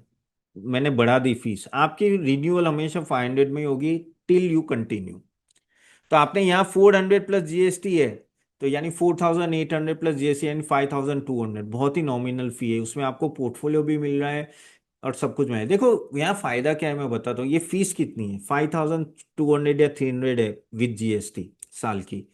अगर आप कोई पीएमएस लेते हो, पोर्टफोलियो मैनेजमेंट सर्विस, मैं पहले पोर्टफोलियो मैनेजर रहा हूँ पीएमएस का ही, मिनिमम 50 लाख रुपए का इन्वेस्टमेंट है, वो आपसे 1.5 लाख रुपए फी लेंगे। 1.5 लाख रुपए फी लेते हैं। ओके। और प्लस प्रॉफिट शेयरिंग वो अलग। आपको वो टाइप की ही सर्विस यहाँ इतने कम में मिल रही है। और इसमें फायदा क्या है कि आपके डीमेट अकाउंट में होगा तो आपको कभी बेचना है तो बेच पाओगे। वहां तो एक बार पैसे गए तो निकालने के लिए भी वो लोग बहुत आपको ऊपर नीचे कर देंगे। Okay. So that is the benefit you are getting here. Okay. So this is what you have to understand. तो इकोनॉमिकल होता है। और आप, अच्छा आप बोलोगे तपन मेरा 10 करोड़ का पोर्टफोलियो हो या 1 लाख का हो, फीस इतनी ही रहेगी? इतनी ही रहेगी। इरिस्पेक्टिव आपका पोर्टफोलियो साइज कितना है। ओके, एनी क्वेश्चन आप डाल सकते हो। शहजाद, वन टाइम और मंथली ऐसे भी 47,000, हाँ। तो अगर आपको ऑटोमेटिक हर टाइम कर, अब 47 या 45,000 क्यों होता है मैं बताता हूँ, क्योंकि एक शेयर का मान लो 4,000 का है। सो 4,000 इंटू 12 करते हो तो 48,000 हो जाता है, तो 48,000 मिनिमम अगर आप करें। लेकिन आप बोलो कि नहीं शहजाद, आप बोल रहे हो कि नहीं मेरे पास 47 नहीं, मेरे पास 20,000 ही है, तो आपको मैन्युअली जाके बाय करना पड़ेगा। सिस्टम मिनिमम बैलेंस से ही होगा। Got it. मैन्युअली तो आप कितना भी बाय कर सकते हो। जीएसटी होगा 4,800 plus 18%। Can anyone check it out? 4,800 पर 18% कितने होते हैं, जस्ट देख लो यार। उतना जीएसटी लगेगा आपको। ओके।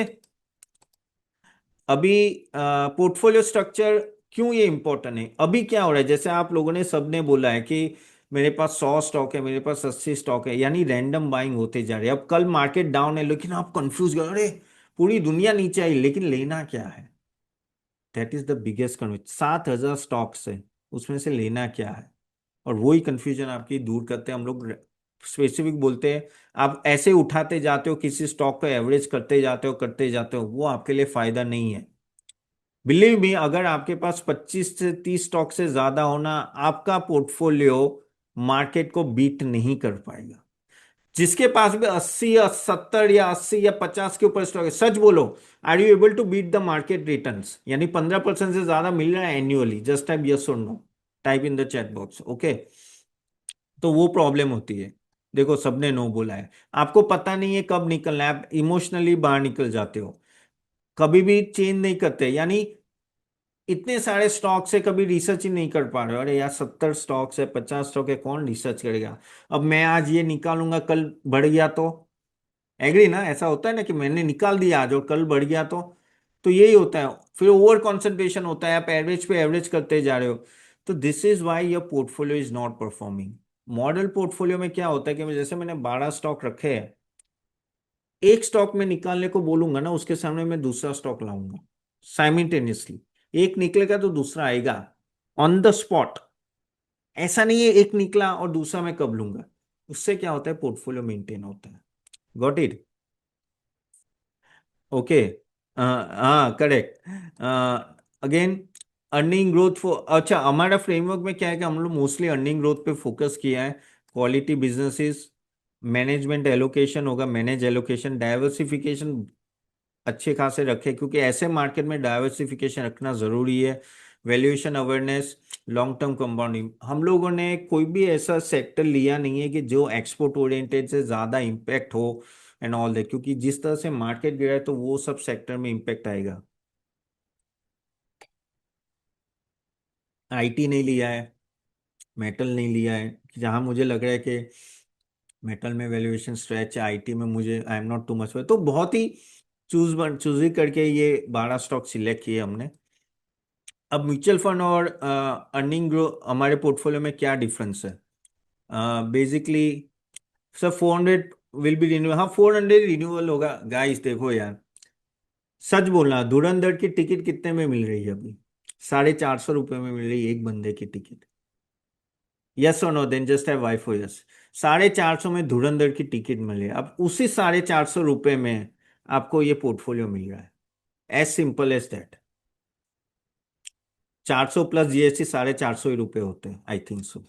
ओके, नहीं नहीं 470 होते हैं, सॉरी 470, लेकिन उतने ही में आपको ये मिल रहा है। So this is what you have to understand. इतना आप ऐसे खर्चा कर लेते हो। ओके, एक दो डोसा भी अच्छे खासे अच्छे होटल में कहता हूँ 400 रुपये हो जाते हैं। सो म्यूचुअल फंड में आप यूनिट बाय करते हो, यहाँ स्टॉक्स होते हैं आपके डीमेट अकाउंट में, वहां रेशियो 1.5 से 2% होता है म्यूचुअल फंड में। यानी अगर आपका 1 करोड़ का पोर्टफोलियो है ना, आप 1.5 लाख से 2 लाख का एक्सपेंस रेशियो पे करते हो। यहाँ आप कितना पे कर रहे हो? सिर्फ ये 5,000 रुपये। ओके, यहाँ वहाँ मैनेजर सब कंट्रोल करता है, वही बाई सेल कर, यहाँ हम लोग बेचते हैं, आपको अप्रूव करना पड़ता है। Okay, again rebalance mutual fund में अपने आप होता है, यहाँ आपको मैसेज आएगा, आप अप्लाई करोगे तो ही होगा, ना बोलोगे तो नहीं होगा। वहां इंडिविजुअल स्टॉक नहीं बेच सकते, लेकिन यहाँ क्या होगा कि आपको समझ लो आपके पास 10 लाख का पोर्टफोलियो, 50,000 की जरूरत है, निकाल दो, जो स्टॉक निकालना है, मुझे पूछने की जरूरत नहीं, क्योंकि डीमेट आपके कंट्रोल में है। ठीक है, तो आपका डीमेट आपके कंट्रोल में, मेरे कंट्रोल में नहीं है। मैं आपका डीमेट देख नहीं सकता हूँ, मैं आपके लिए ट्रेड नहीं कर सकता हूँ। मैं सिर्फ नोटिफिकेशन भेजूंगा, सिस्टम आपका डीमेट अकाउंट पोर्टफोलियो से लिंक होगा, आप हाँ बोलोगे तो ही एग्जीक्यूट होगा। आप ही सब, आपकी होल्डिंग आपके पास रहेगी। आपको पूरा पोर्टफोलियो बेचना है, बेच दीजिए। ओके, ऐसा नहीं है कि जैसे पीएमएस में होता है आप उनको बोलो कि भाई मुझे मेरे पैसे वापस दे दे, ऐसा नहीं है, सब कुछ कंट्रोल आपके पास है। Okay, and you can exit any time. Okay, flexibility क्या है कि आप अपने स्टॉक ऐड कर सकते हो, नए स्टॉक्स भी ऐड कर सकते हो, कभी भी कोई बेच सकते हो, मुझे पूछने की जरूरत नहीं है, और स्ट्रक्चर इंटैक्ट रहता है। अब रीबैलेंसिंग में क्या होता है कि हमने समझ लो ये मार्केट गिरा है और मुझे लग रहा है कि यार ये स्टॉक बहुत अभी सस्ते में मिल रहा है, तो मैं क्या करूंगा, यहां से मेरे सिस्टम में वो चीज एग्जीक्यूट करूंगा। आपको फिर क्या होगा कि आपको नोटिफिकेशन आएगा। नोटिफिकेशन एसएमएस, ईमेल, ऐप के नोटिफिकेशन से आ सकता है। आपको उसको अप्रूव करना है, एक बार अप्रूव करोगे तो ही चीज होगी। अगर आपने अप्रूव करना भूल गए, आप अपने काम में बिजी हो, 2-3 दिन में वापस रिमाइंडर आएगा कि भाई तपन ने ये नोट, ये चेंजेस के क्या आप करना चाहते हो, तो हाँ करोगे तो होगा। ये क्यों है, रीजन मैं बताता हूँ कि पहले मैं एडवाइजरी चलाता हूँ अभी भी, लेकिन वो डीमेट से लिंक नहीं होती थी। तो क्या होता कि लोग भूल जाते हैं। मैं बोलता हूँ कि चलो for example low Tata power बेच दो, फिर बेचते नहीं, फिर 1 महीने बाद आता है अरे सर ये पूरा नीचे आ गया है। होता है कि नहीं, देन जस्ट है वाई फॉर यस, कि आप वो फिर इंस्ट्रक्शन फॉलो करना भूल जाते हो। यहाँ क्या होता है, सिस्टम ऑटोमेटिक इंस्ट्रक्शन फॉलो करवा देता है, और आपको, आप अपने काम में बिजी हो, ये चीज अपने आप हो रही है, and that is the main benefit of this system, and that is why we started this, कि भाई ये बहुत ही जरूरी है।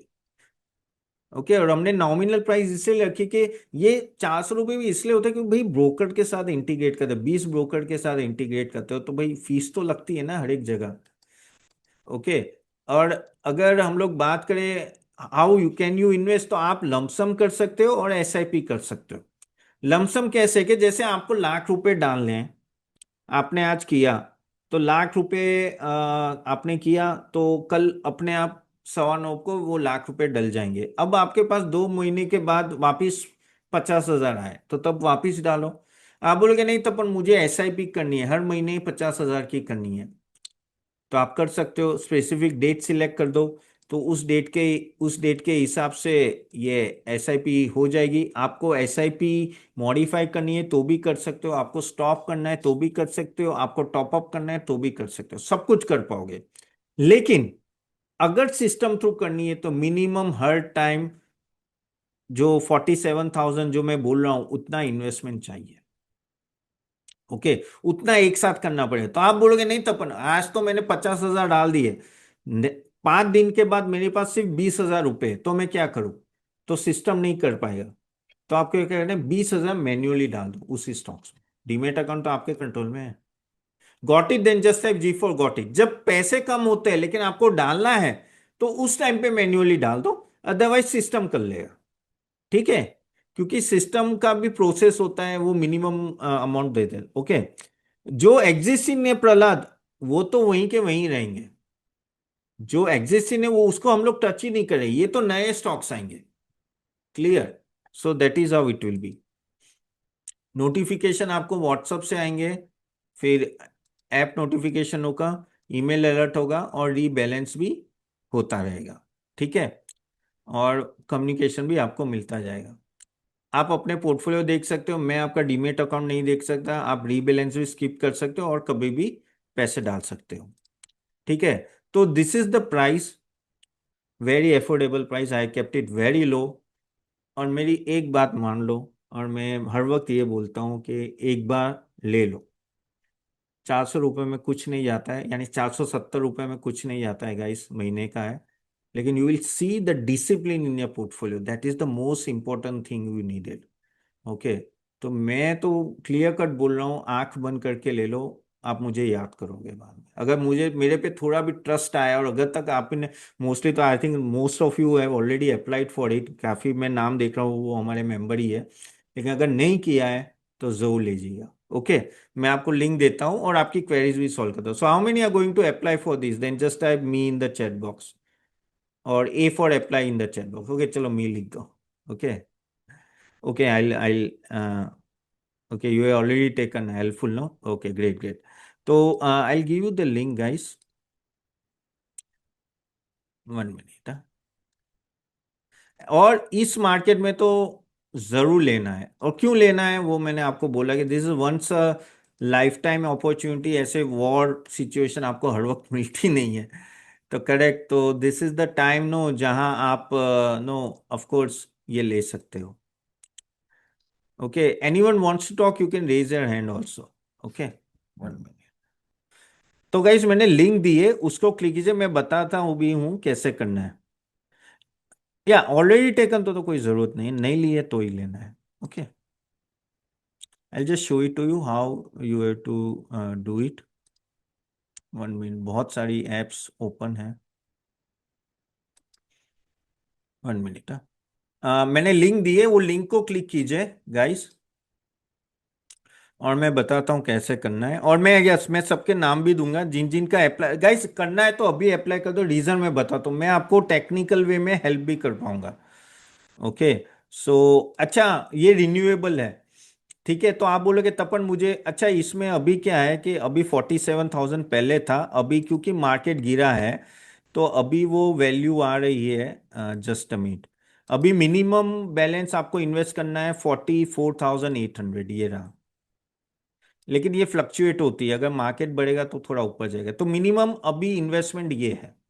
आपको दिख रहा है guys, then just type Y for yes, अगर आपको ये दिख रहा है तो 44,000 है। और आपको क्या करना है, वो क्लिक करके आपको ये सब्सक्राइब नाउ बटन दबाना है। तो क्लिक दिस बटन, ठीक है। और अगर आप यहां देखोगे, आपको यहां फिर ईमेल आईडी डालनी है, ठीक है। 1 मिनट, या so just put your email ID, जैसे मैं एक रैंडम ईमेल आईडी डाल देता हूँ, ठीक है। एक बार अंदर जाओगे आप, फिर बाद में, ठीक है, आपने डाला ईमेल आईडी, फिर आप देखो ये 472 रुपीज है, यानी 400 प्लस जीएसटी, यानी 3 महीने का है, 6 महीने का, 12 महीने का। मैं क्यों 12 महीने बोल रहा हूँ, लिसन मी केयरफुली। हर टाइम रिन्यूअल फी यही रहेगा, प्राइस चेंज नहीं होगी। तो आगे जाके प्राइस डबल भी होते तो आपको टेंशन लेने की जरूरत नहीं है।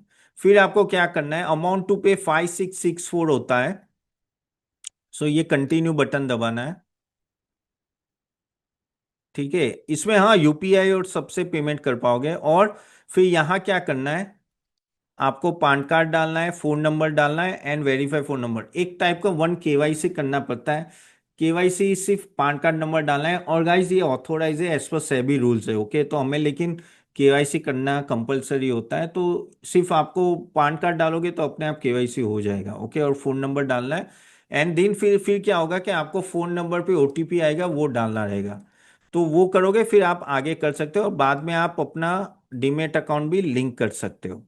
कि ये क्या किसके लिए है? ये है बेसिकली हमारे, कहते हैं ना कि हर एक बंदे को जो भी हमें ज्वाइन करता है उसको केवाईसी करना कंपलसरी है, ठीक है। तो ये इस, एज पर सेबी रूल्स, तो ये केवाईसी कर रहा है। कुछ नहीं है, पान कार्ड का नंबर मांगेंगे और कुछ नहीं है। तो ये देखो, मैंने पान कार्ड और फोन नंबर डाला, वेरीफाई फोन नंबर, ठीक है। ये ओटीपी आ रहा है, ठीक है। मेरे को ये वेरीफाई करना पड़ेगा, 3958, ठीक है। Confirm OTP, okay. ये ओटीपी कंफर्म कर रहा है, ठीक है। देखो ये अपने आप डिटेल्स ले ली मेरी पूरी। स्टेट यहाँ सिलेक्ट कर लीजिए आप, गुजरात। ये करना कंपलसरी बिफोर यू एनरोल। देखिए ये बेसिक टर्म्स एंड कंडीशन है जो होते हैं, ठीक है। अभी ये क्या है कि ये टू कंफर्म, ये आप टर्म्स एंड कंडीशन एग्री करते हो, उसके लिए तो ओटीपी आपको आपके नंबर पे आएगा। तो देखिए आ रहा है, ठीक है। ओके। आप इसको रीड भी कर सकते हो, करना है तो ये पूरा टर्म्स एंड कंडीशन है, पूरा पेज आपको अगर रीड करना है हमारे साथ जो है वो होगा। ठीक है। और फिर ये कंफर्म एंड कंटिन्यू।